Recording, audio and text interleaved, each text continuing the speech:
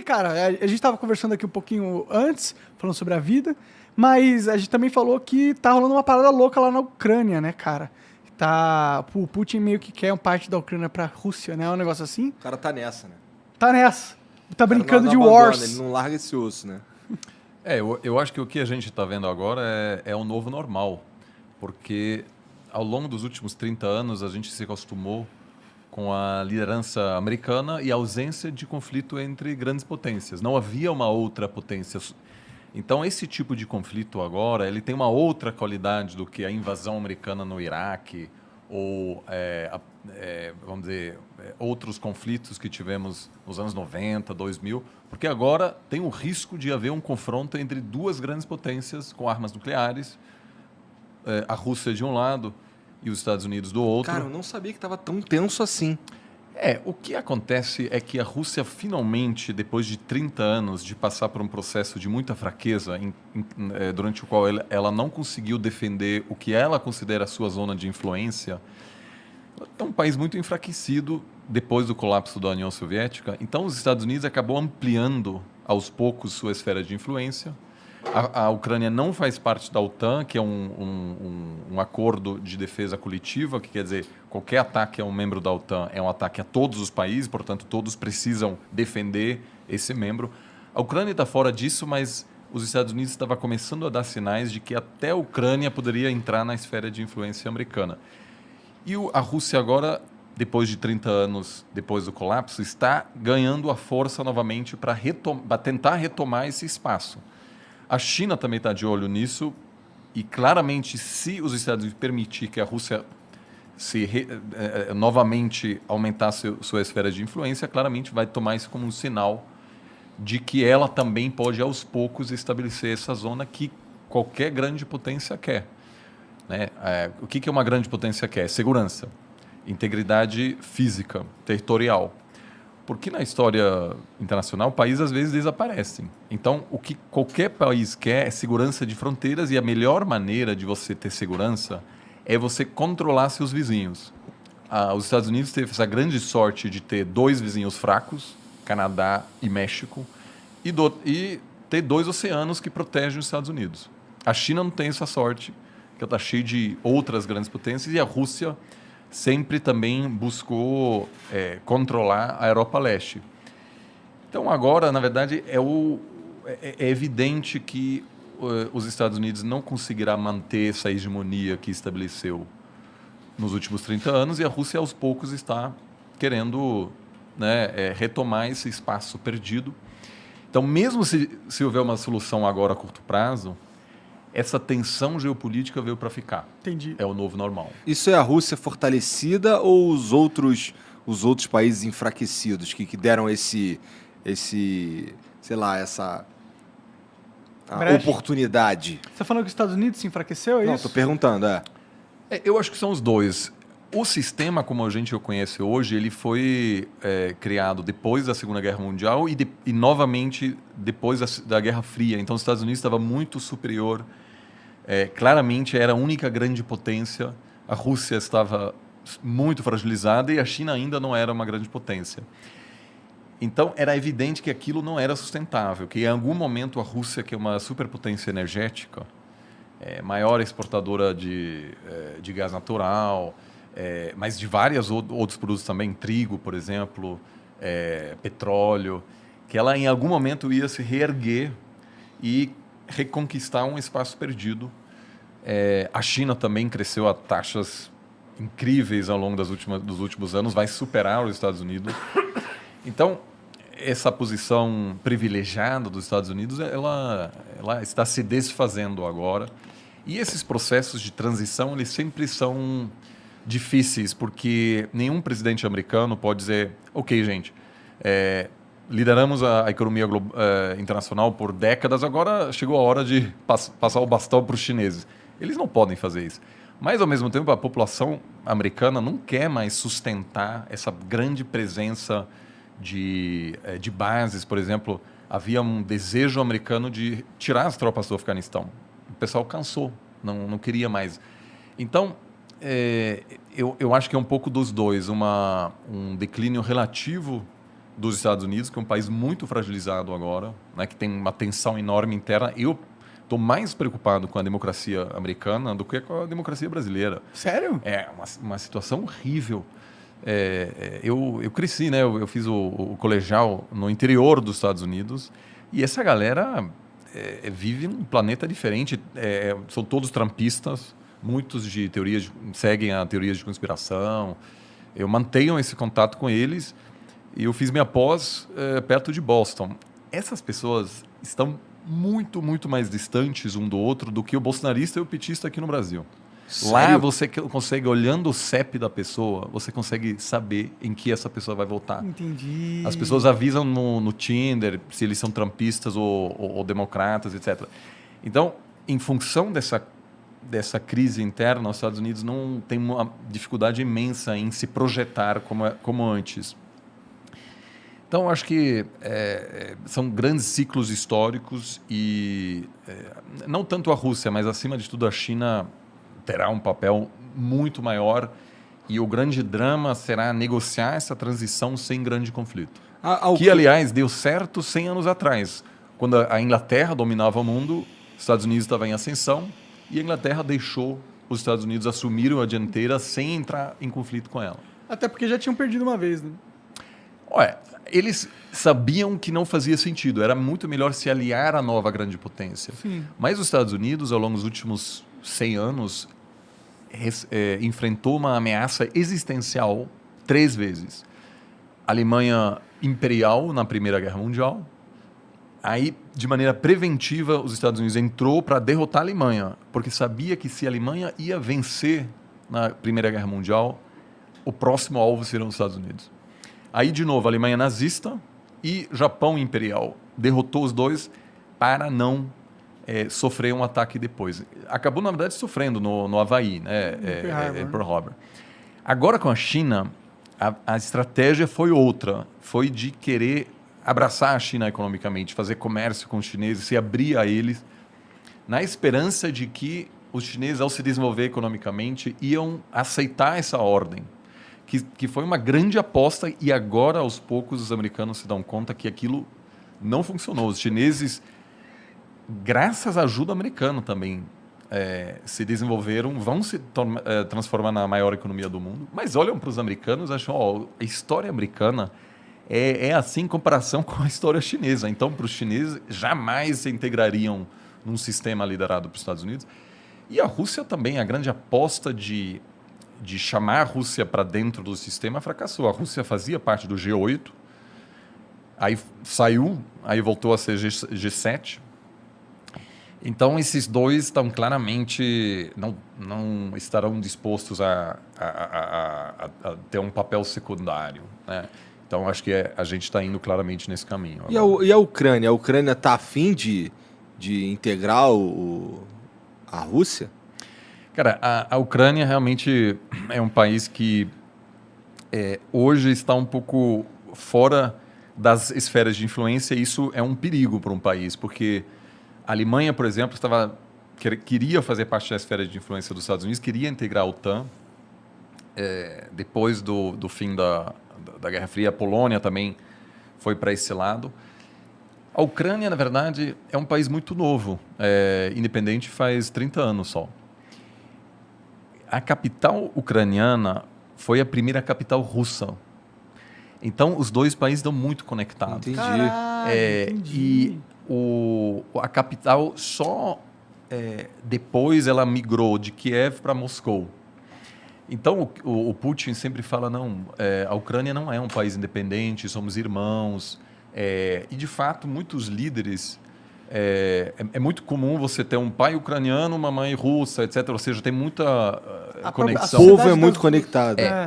Mas hoje é um país independente. E tem muito ucraniano que prefere não ser dominado pela Rússia. O país, na verdade, está dividido no meio. E a parte ao leste tem uma forte presença de pessoas que falam russo em casa, que têm até uma certa simpatia com a Rússia, e do outro é uma população que prefere estar mais próxima à Europa. E nas eleições você vê claramente que essa divisão existe E ao longo dos últimos anos sempre teve um pouco um presidente pró-russo e, às vezes, um presidente pró-Europa, pró-Estados Unidos. E, obviamente, as duas potências, por meio de financiamento de campanha, assessoria política, envio de armamentos, etc., busca influenciar esse país que está um pouco exposto nesse momento. Entendi. O que tem de tão legal na Ucrânia para o russo querer tanto aquele Cara, território? cultura, né, mano? Será a capital do país uma época. Mas é só isso? Não tem Tem- dinheiro envolvido? Olha, Já não tem sei. a parte cultural, mas, como eu falei, a Rússia quer ser uma grande potência. E ela é, na verdade. E o colapso da União Soviética foi foi um grande trauma. Agora, tem duas formas de lidar com trauma.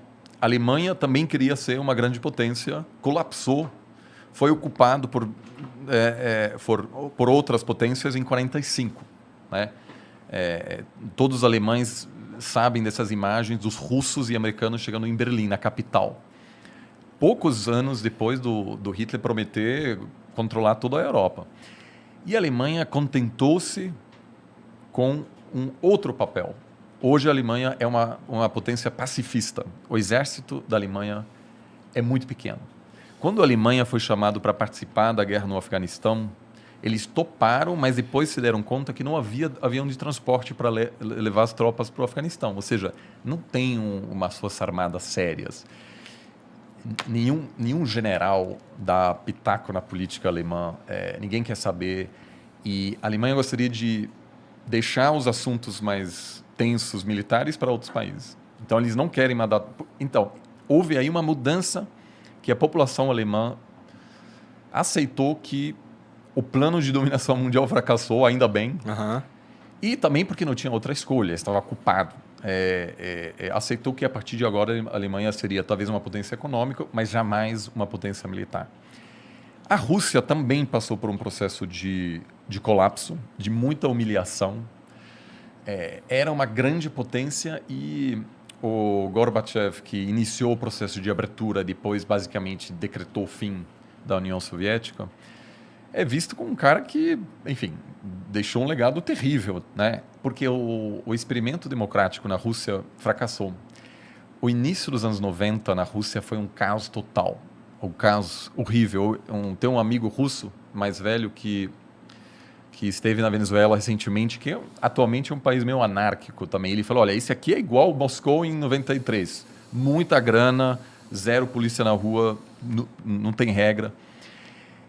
Havia muita máfia, era perigoso mesmo, havia assassinato de empresário, jornalista, era um caos de político.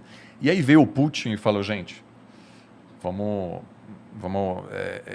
reerguer essa nação. Porque o sucessor do Gorbachev era o Yeltsin, que era um alcoólatra, que inclusive tem um momento chave quando ele encontra o Clinton e tem uma conferência de imprensa e o Yeltsin tá bêbado naquele momento e faz piada, etc.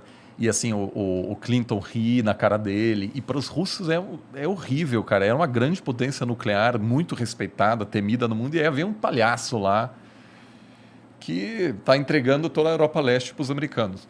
Aí o Putin vem e diz, chega com isso, vamos nos reconstruir. E apesar do russo Cara, médio ser... desculpa a minha ignorância, mas como é que o Yeltsin sai e entra o Putin? O Yeltsin, na verdade, escolhe o Putin como sucessor e Tá. o Putin inicialmente ganha a eleição nos anos 90 e assume o poder em 99.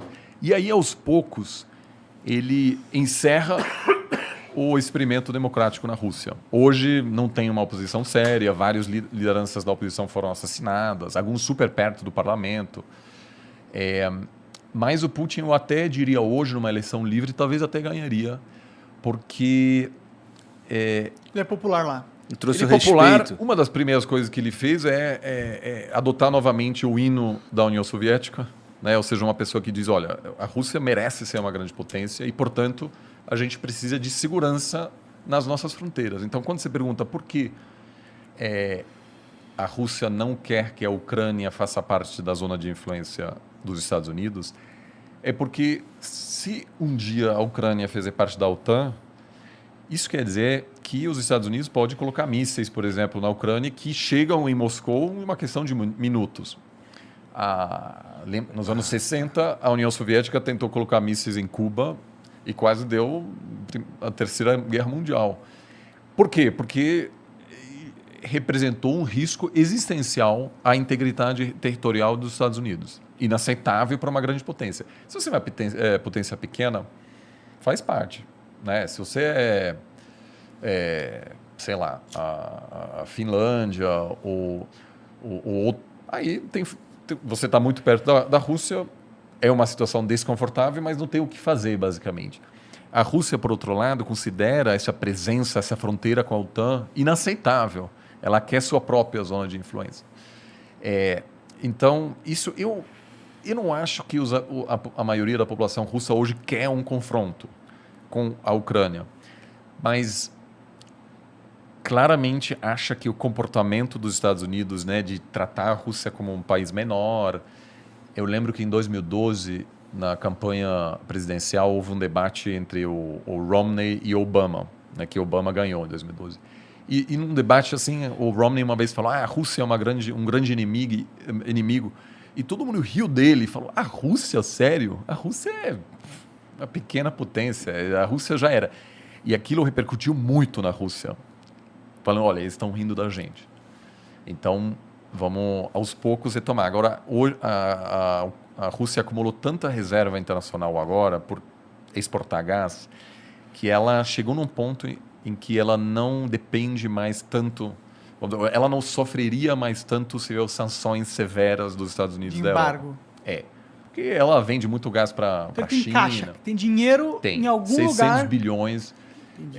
Então, sanções seriam muito ruins para a Rússia, mas não quebraria o banco. Ele usaria esse fundo de 600 Exato. bilhões para E aí, então, o fato disso acontecer agora não é coincidência. Agora, a Ucrânia tem uma base industrial importante. Os russos jamais pensaram, os soviéticos, de que a Ucrânia seria um país independente. Tinha armas nucleares lá, tinha uma grande indústria que é fundamental para a União Soviética. E tem uma região que produz muito trigo. A Rússia é responsável por 1/3 da exportação de trigo do mundo, então é uma superpotência. E com a mudança climática, cada vez mais terras na Rússia podem ser utilizadas para a agricultura, que antigamente que interessante, era congelado permanentemente. E agora, com essa mudança, a Rússia vai se tornar um grande exportador de grãos. Agrícola, né? Porque a foda, Sibéria, cara. tudo isso está aos poucos. A gente se fode com isso, porque vai ficar mais quente, aqui talvez vai ter lugares onde não vai... O Brasil pode ser um dos grandes perdedores, porque o padrão de chuvas já muda, né? E toda a produção agrícola brasileira precisa das chuvas da Amazônia. Então, se você tem um colapso lá, afeta a economia brasileira. A Rússia é um dos ganhadores, junto com o Canadá, que o Canadá também consegue produzir mais. Pode crer. Então, eu acho que sim, tem vantagens econômicas, mas, acima de tudo, é uma questão de segurança, que a Rússia não quer ter os militares, vamos dizer, de um outro bloco tão perto da Pior fronteira. que é tipo Wars mesmo, né, que você está jogando, né? Se ele não quer a fichinha ali. Porque a maioria onde está a maioria da população russa?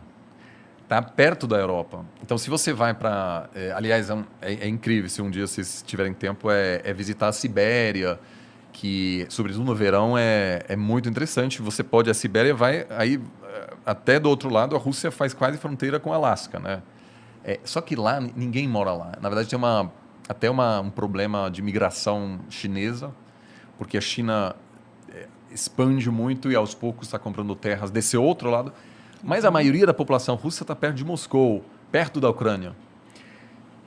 Então, o fato de você ter uma presença americana lá atrapalha os russos muito mais do que a ascensão chinesa que, enfim, acontece lá longe na Sibéria. E a China é mais um provável aliado da Rússia do que os Estados Unidos, né?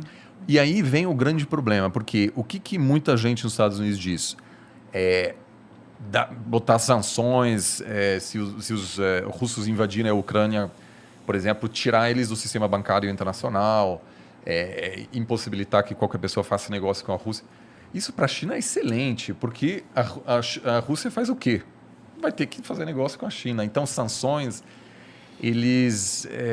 eu pessoalmente acho que não dá muito sinal. Em Cuba, por exemplo. Pelo que você está dizendo aí, se houverem sanções à Rússia, quem fortalece a China. Claro, porque a Rússia vira mais dependente de outros atores, Eles que não querem acima de fortalecer tudo, a China.